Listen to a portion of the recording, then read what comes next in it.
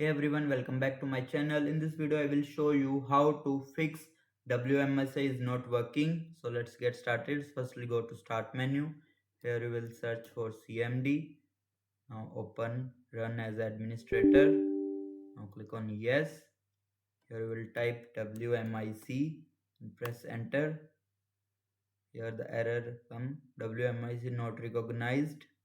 Now go to start menu. Again search for settings. Open settings.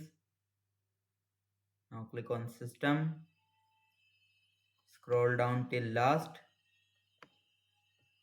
Here you will see optional features, click on it.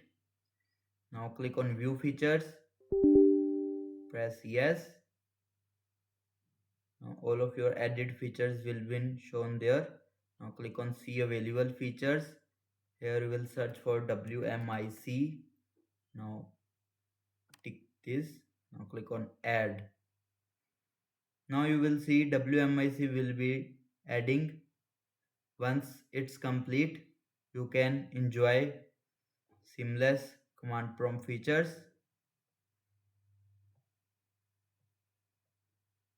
That's it. If this video helped you, don't forget to like, share and subscribe for more tech tutorials. Thanks for watching.